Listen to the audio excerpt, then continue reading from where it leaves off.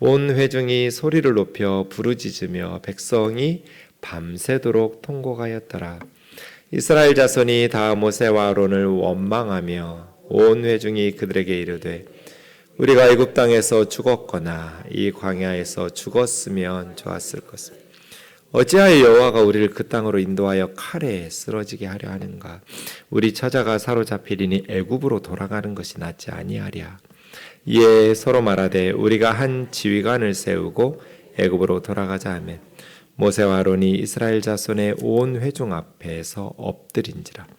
그 땅을 정탐한 자 중 눈의 아들 여호수아와 여분네 아들 갈렙이 자기들의 옷을 찢고 이스라엘 자손의 온 회중에게 말하여 이르되 우리가 두루 다니며 정탐한 땅은 심히 아름다운 땅이라.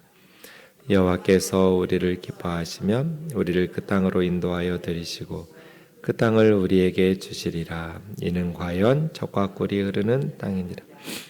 다만 여호와를 거역하지는 말라. 또 그 땅 백성을 두려워하지 말라. 그들은 우리의 먹이라. 그들의 보호자는 그들에게서 떠났고 여호와는 우리와 함께 하시느니라.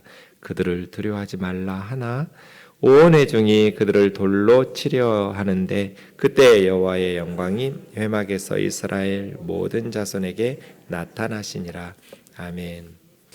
본문의 장소인 가데스 바네아를 지도로 보시면 애굽에서 시내 산으로 갔다가 이제 가나안 땅을 향해 가는 그 가나안 땅 바로 아래라는 것을 알 수 있습니다.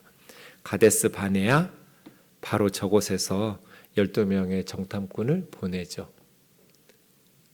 우리 삶과 신앙에 이 가데스 바네아가 나오면 이게 분수령이거든요. 네, 약속의 땅으로 들어가는 바로 턱 밑에 길목에 있잖아요. 하나님이 약속하신 그 젖과 꿀이 흐르는 땅으로 들어갈 것인가 아니면 다시 돌아갈 것인가. 이 가데스 바네아는 삶의 또 그리고 신앙의 분수령이 되는 장소입니다. 예전에 전자제품 광고 카피 중에 순간의 선택이 10년을 좌우합니다 이런 말이 있었죠. 민수기 14장은 순간의 선택이 평생을 좌우했어요. 그래서 가데스 바네아의 이 순간, 이 선택 매우 중요한 분수령이 되는 상황이죠. 어떻게 하면 들어갈 수 있어요? 하나님은 반드시 데리고 들어갈 거거든요. 약속하셨어요. 아브라함에게, 이삭과 야곱과 요셉에게. 하나님이 약속하셨으니 그들이 불순종해서 안 들어가겠다고 한다고 그래서 하나님께서 가나안 땅을 이스라엘 백성에게 주시지 않을 리는 없잖아요. 자기들만 못 들어가는 것뿐이에요.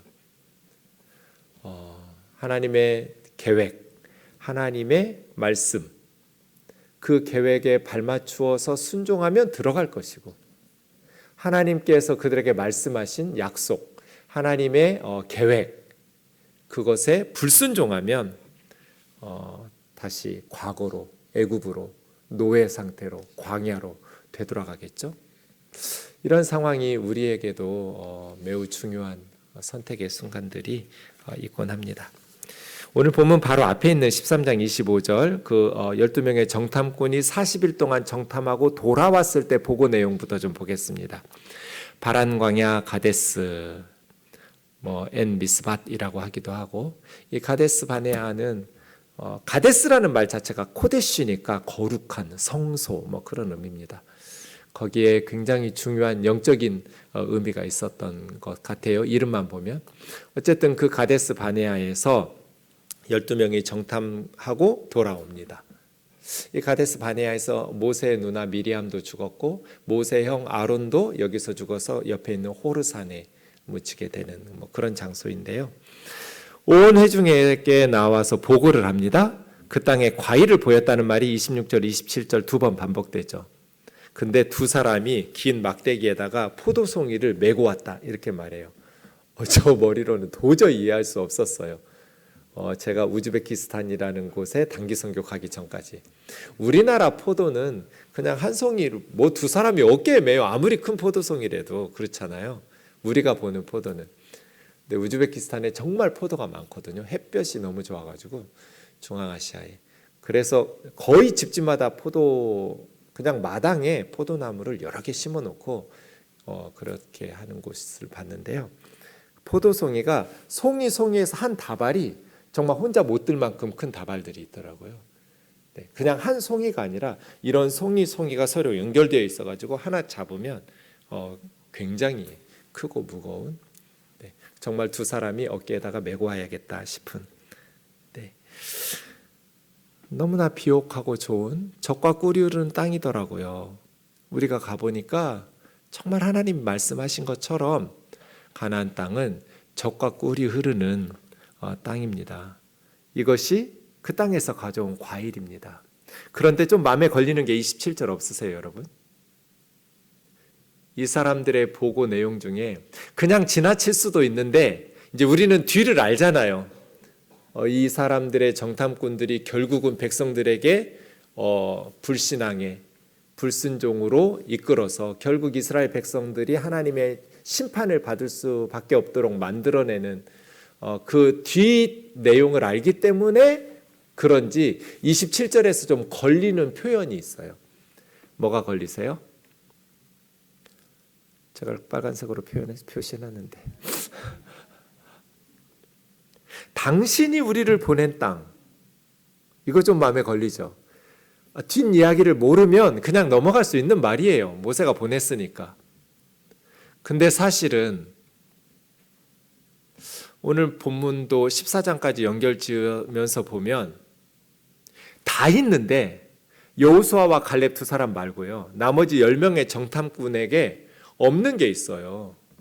쓸 법도 한데 안 쓰는 단어가 있어요. 의도적이라고 저는 생각돼요. 모세도 있고 과일도 있고 아말렉, 헷, 여부스, 아모리, 가나안 족속들도 있고 하여간 있을 것 다 있어요. 이 10명의 정탐꾼의 보고 내용 속에. 근데 뭐만 없어요? 하나님만 없어요. 제대로 말하면 어떻게 해야 돼요? 27절은 하나님께서 우리에게 주시겠다고 약속하신 땅이잖아요. 그죠? 당신이 보낸 땅이 아니라, 맞는데 틀렸다는 게 아니라 하나님께서 우리에게 주시겠다고 오래전 우리 조상 아브라함 때부터 약속하신 땅이잖아요. 그래서 애굽에서 나왔잖아요. 가데스 바네아 왜 왔어요?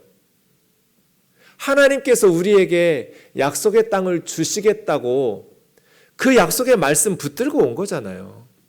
하나님께서 주시마 약속하신 땅이잖아요.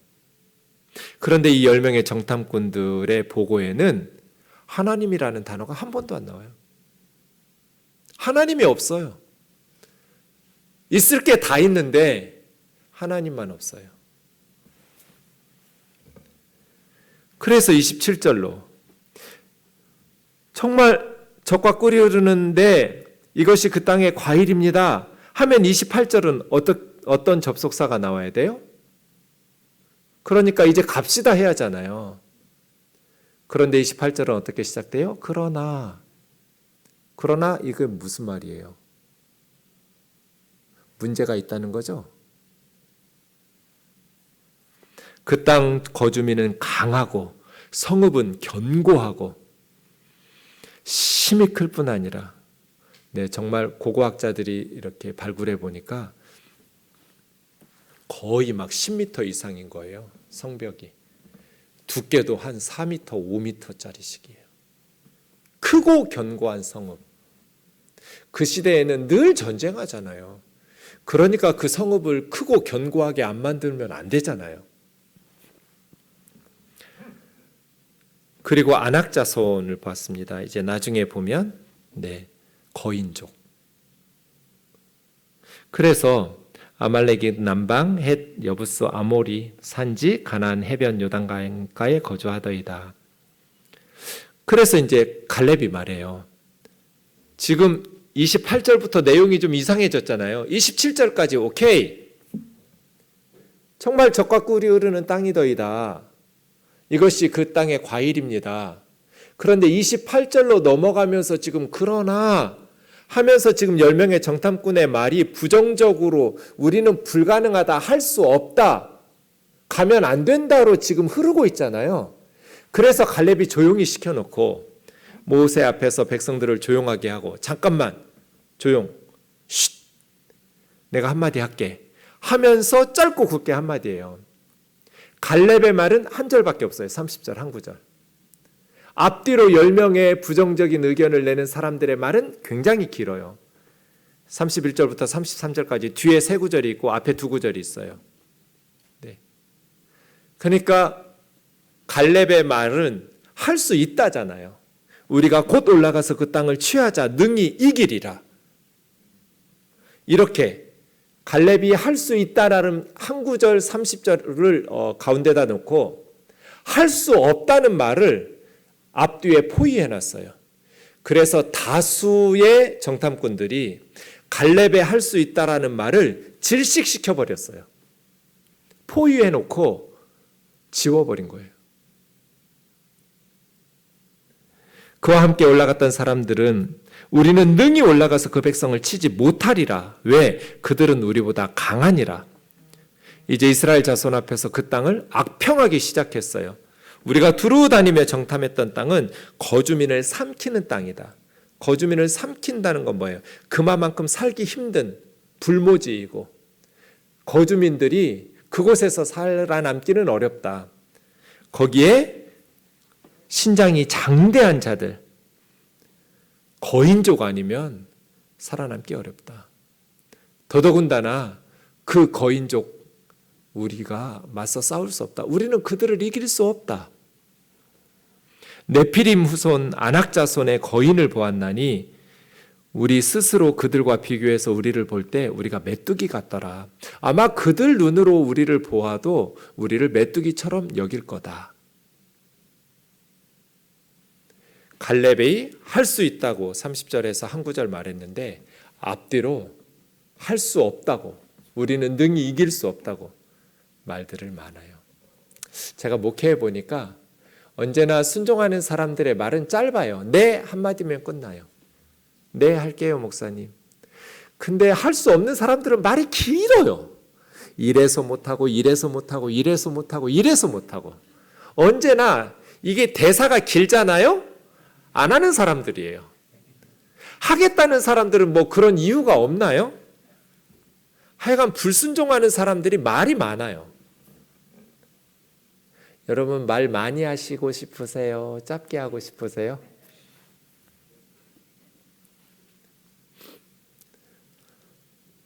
갈렙 올라가자. 그 땅 취하자. 우리가 능히 이기리라. 10명의 정탐꾼 아니라고. 지금까지 앞에서는 27절에서는 젖과 꿀이 흐르는 땅이라고 말하다가 32절에 가니까 악평을 하기 시작하잖아요. 말이 바뀌어요. 왜요? 메뚜기 바이러스에 걸렸어요. 두려움이 엄습했어요. 그래서 오늘 보면 14장으로 넘어온 거죠. 온 회중이 소리 높여 부르짖으며 밤새도록 통곡했어요. 왜요? 두려움이 그들을 짓눌렀어요. 극도의 공포심. 진짜 죽을 것 같은 거예요. 이제 우리는 죽었다.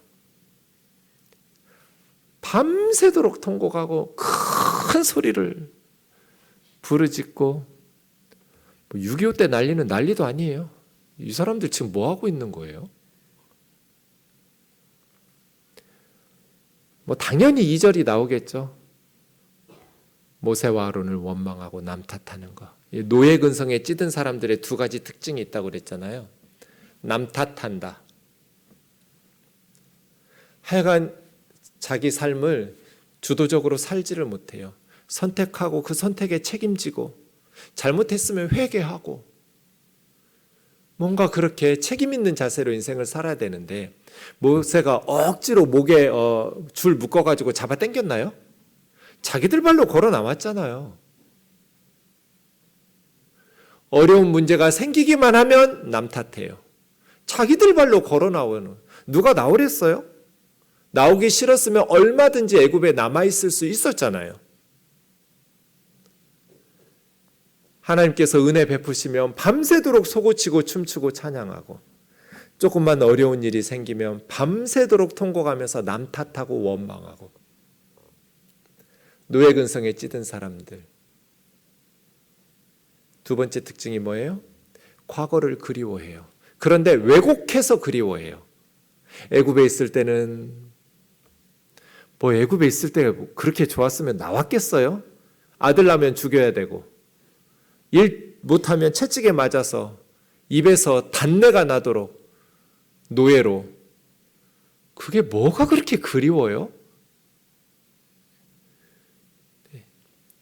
저는 지금이 좋아요. 20대로 돌아가고 싶은 마음이 없어요. 다시 젊어지고 싶지가 않아요. 지긋지긋하게 고생해가지고 여러분 개척교회 해보세요. 근데 가끔은 이제 왜곡시키기도 해요. 그때가 좋았어. 교회가 가정적이고, 그러다가도 얼른 정신 차려요. 아니야, 그때 안 좋았어. 힘들었어. 1년 내 전도 다니고 그렇게 기도 열심히 해도 한 사람도 새 가족이 등록하지 않는. 네, 과거를 왜곡해서 그리워해요. 그러면 문제 해결이 돼요? 마음이 좀 나아져요? 더 기운 빠지죠. 남 탓하고 과거를 그리워하면. 문제는 지금 현실에 이 가데스 바네아에서 어떻게 이 문제를 브레이크스루 할 거냐, 돌파해낼 거냐, 이거잖아요. 하나님 앞에서 팔 걷어붙이고 모세, 아론 함께 기도하면서 그럼 이제 우리 어떻게 해야 되냐? 하나님 앞에 기도하자, 묻자. 어떻게 해야 이 난관을 돌파해낼 수 있냐? 뭔가 이런 책임 있는 자세로 그렇게 똘똘 뭉쳐야 되는 거 아니에요? 2절, 온 회중이 모세와 아론에게 뭐라고 말해요? 우리가 애굽 땅에서 죽었거나 이 광야에서 죽었으면 좋았을 것을. 진심이에요? 정말 애굽에서 노예로 살다가 죽는 게 좋아요? 정말 광야에서 죽는 게 좋아요? 왜 그랬을까요? 3절, 어찌하여 여호와가 우리를 그 땅으로 인도하여 칼에 쓰러지게 하려 하는가?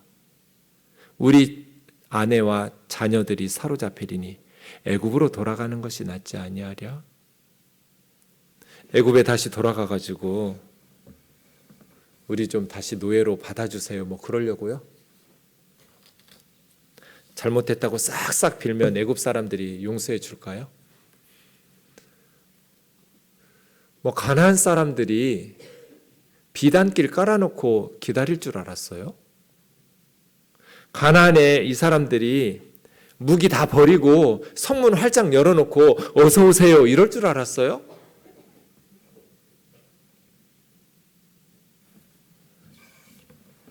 우리가 한 지휘관을 세우고 애굽으로 돌아가자. 모세, 아론은 죽이고 애굽으로 돌아가자. 이 말이 민수기에서부터 말라기까지 이어져요. 이스라엘 역사 내내 애굽으로 돌아가자. 애굽으로 돌아가자. 이게 반복돼요. 모세와 아론이 이스라엘 자손의 온 회중 앞에 엎드리고 여호수아와 갈렙이 자기들의 옷을 찢고 너무나 슬프고 참담하니까 옷을 찢어가면서 마치 자기 가족이 죽은 것처럼 큰 슬픔과 참담함에 압도되어 가지고 회중에게 말합니다. 우리가 두루 다니며 정탐한 땅은 정말 아름다운 땅이었다. 심히 아름다운 땅이다. 전제 조건은 8절 요거 하나거든요. 여호와께서 우리를 기뻐하시면, 이거잖아요. 여호와께서 우리를 기뻐하시면 우리를 그 땅으로 인도하여 드리시고 그 땅을 우리에게 뭐 하시리라? 주시리라. 가나안 땅은 우리가 싸워서 빼앗는 땅이 아니에요. 하나님께서 주시는 선물을 받는 땅이에요. 하나님께서 한 번도 너희 힘껏 싸워가지고 빼앗으라고 말씀하신 적이 없어요. 내가 너희보다 앞서 행할 거고 내가 너희에게 그들과 싸워서 선물로 줄 거라고. 가나안 땅은 하나님의 선물로 받는 땅이지 우리가 우리 힘으로 무기와 군대를 끌고 가서 싸워서 빼앗는 땅이 아니에요. 가나안 7족 속의 죄악에 대한 하나님의 심판의 도구로 이스라엘의 군대를 쓰는 거거든요. 정말 젖과 꿀이 흐르는 땅이다. 여호와를 거역하지 마라. 그 땅의 백성을 두려워하지 마라. 그들은 우리의 먹이다. 요즘 우리말로 하면 그들은 우리의 밥이다. 그냥 하나님께서 밥상 차려 놓으신 거야. 먹으면 돼. 가데스 바네아에서 가서 먹자. 하나님께서 우리에게 주시마 약속하신 땅이잖아요. 그들의 보호자는 그들에게서 떠났고 그들의 신은 하나님이 가면 36개 출행랑하죠. 누가 지켜줘요 그들을? 여호와는 우리와 함께 하시느니라. 두려워하지 마라. 온 회중이 이 말을 듣고 여호수아와 갈렙을 돌로 치려고 할 때 하나님께서 나타나셨죠. 네.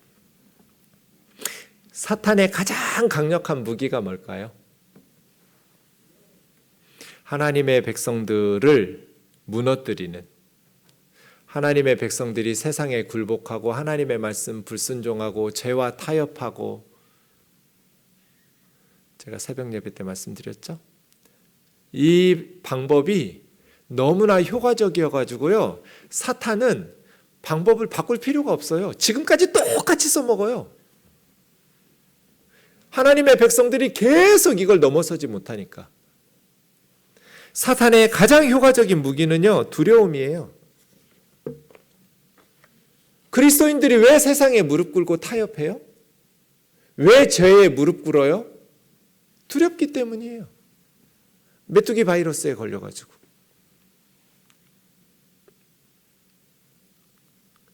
세상이 뭐가 그렇게 두려워요? 치매 걸릴까 봐 두렵고, 치매 걸릴까 봐 두려워. 제가 생각할 때 제일 쓸데없는 걱정이에요. 치매 안 걸리면 그 걱정은 쓸데없이 한 거죠? 치매 걸려도 자기는 치매 걸린 줄 몰라요. 치매 걸린 줄 알면 치매가 아니에요. 걱정할 필요가 없어요. 자식들이 고생하는 거예요. 제가 어머니한테 늘 그러거든요. 저희 어머니 치매가 시작됐는데 걱정하지 말라고. 엄마는 아들을 잘 낳아두었다고. 아들이 책임질 거라고. 걱정하지 말라고. 그냥 하나님 신뢰하라고. 암에 걸릴까 봐 걱정하고. 우리 사회는 사람들에게 두려움과 공포를 심어줘서 돈을 벌어요. 두려움을 심어줘서 두려우니까 보험 팔고 약 팔고,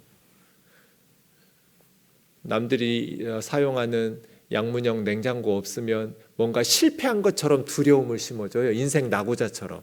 명문대학에 못 들어가면 인생이 끝나는 줄 알고, 그래서 수능 끝나면 애들이 스스로 목숨을 끊어요. 이런 나라가 또 있을까 싶어요. 어려서부터 아이들에게 두려움을 심어줘요. 그래서 아이들이 두려워서 공부해요. 두려움을 심어줘요. 다른 사람하고 비교하면서. 돈이 없으면 자기 인생이 실패한 줄 알고, 남들이 실패했다고 그러면 실패한 줄 알고. 왜 내 인생인데 남의 평가에 의해서 내가 살아야 돼요? 남들이 실패했다고 그러면 우리 인생이 실패한 거예요? 아니잖아요. 소신껏 살면 돼요. 하나님 앞에서. 그런데 이 세상은 사람들에게 두려움을 심어주고 자기들이 파는 물건을 팔아요. 이게 세상의 메커니즘이에요. 두려움을 먹으면 하나님의 말씀대로 소신껏 살 수가 없어요. 두려우니까 굴복하고 타협을 해요. 이 사람들이 왜 가데스 바네에서 약속의 땅으로 들어가지를 못하고 다시 과거로, 다시 광야로 물러섰어요? 미끄러졌어요? 극도의 두려움이에요. 밤새도록 소리 높여 울고 대성통곡하면서 들어가면 우리 처자가 죽을 것 같은 거예요. 왜 하나님이 칼로 거기서 죽이려고 하는가? 아무려면 하나님께서 칼로 죽이시려고 여기까지 끌고 오셨겠어요? 그럼 지금까지 어떻게 살았어요? 두려움. 메뚜기 바이러스예요. 메뚜기 바이러스의 백신은 뭐예요? 9절이에요. 갈렙의 말. 두려워하지 말라는 말을 2번 있죠? 네. 지금 칼에 죽을 것 같은 사람들한테 두려워하지 말라는 말을 스님 머리에 핀 꼽기라고 그래요. 불가능해요. 죽을 것 같은데 두려워하지 말라고 말한다고 그래서 안 두려워져요? 들어가면 칼에 죽을 것 같고 우리는 무기도 없고 군대도 없고 견고한 성읍이 있고 안악자손을 보았고 그들은 강하다. 우리는 이길 수 없다. 그러한 다수의 정탐꾼들의 말 때문에 지금 공포심이, 극도의 공포심이 그들의 마음을 지배하고 있는데 두려워하지 마라, 두려워하지 마라 한다고 그래서 두려움이 사라지냐고요. 하나만 한 소리지. 근데 갈렙의 말에서 우리가 놓치지 말아야 될 게 뭐예요? 여호와는 우리와 함께 하시느니라죠. 그러니까 지금도 똑같아요. 사탄은 하나님의 백성들에게 두려움을 심어주려고 그래요. 그거에 속아서 우리 아이들 괴롭히면 안 돼요. 엄마, 나 시험 망쳤어. 어떡해? 엄마가 해야 될 정답은 뭐예요? 아니요. 그건 오답이에요. 괜찮아. 그게 정답이에요. 걱정하지 마. 엄마, 나 대학 떨어지면 어떡해? 괜찮아. 제가 가만 보니까 서울대학 나오고 연고대 나오고 공부 잘하는 사람들이 공부 못하는 사람들 밑에서 종노릇해요. 연봉 많이 받아가면서.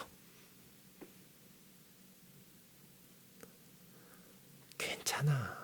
하나님께서 네 인생 인도하신다. 걱정하지 마라.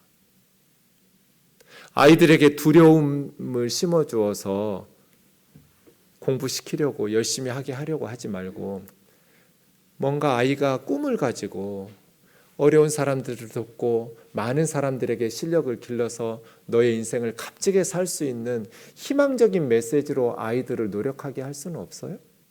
꼭 그렇게 대학 못 가면 인생 망하는 것처럼 공포심을 심어줘야 돼요? 뭔가 긍정적인 방식으로 아이들이 열심히 자기가 선택한 분야에서 실력을 기르게 할 수는 없나요? 행복한 방식으로? 온 나라가 메뚜기 바이러스에 그래가지고 경부고속도로 타고 가다 보면 세계 1등 행복도시 그거 볼 때마다 정말 황당해요. 우리나라는 행복도 세계 1등 해야 되는구나. 그럼 어떻게 살면 저 도시는 세계 1등 행복도시일까? 그냥 행복하게 살자 이러면 안 돼요? 꼭 그것도 남하고 비교하고 경쟁해서 세계 1등 해야 돼요? 세계 최초 해야 돼요? 그렇게 안 하면 인생이 낙오돼요? 세계 최대 그러지 않아도 돼요.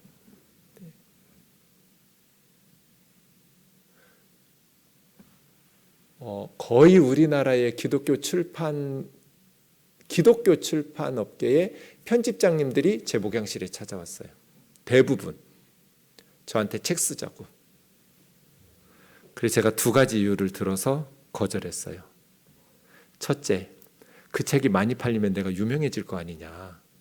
난 그게 싫다. 되게 웃기는 말이죠. 제 책을 누가 사서 읽는다고 김칫국을 마시고 있어요. 근데 혹시 그럴 수도 있잖아요. 뭐 여러분, 뭐 인간이 뭐 세상이 뭐 그럴 수도 있잖아요. 그럴까봐 나는 싫다. 난 유명해지고 싶지가 않다. 왜냐하면 그러면 우리 교우들을 내가 돌볼 수가 없다.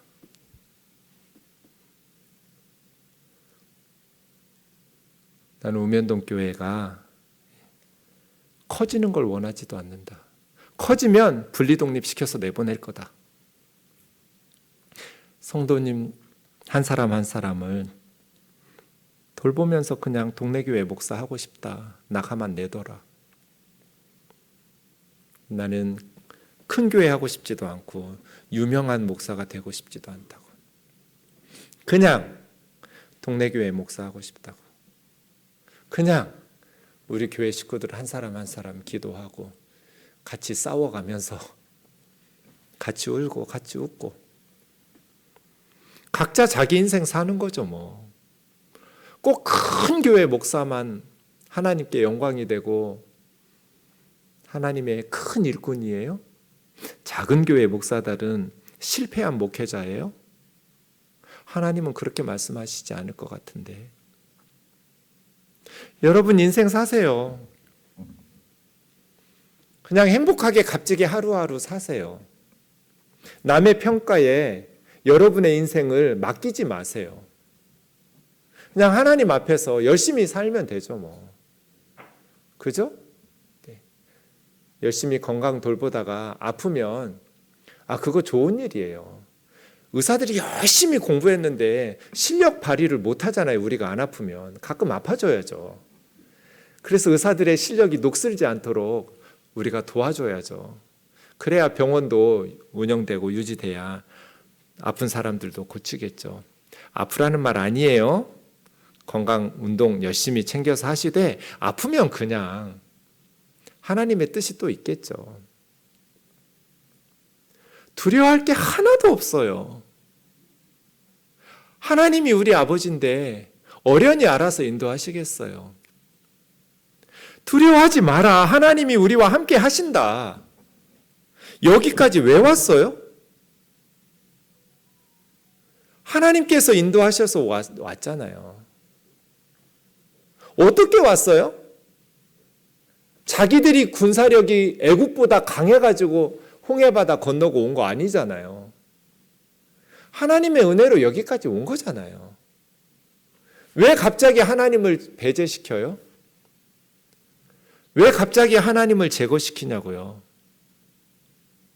가데스 바네아. 그곳에서 우리가 하나님이 우리와 지금 이 순간에도 함께하고 계신다라는 것을 고백하면서 앞으로 전진해 나가기를 주의 이름으로 축원합니다. 찬양하고 기도합시다.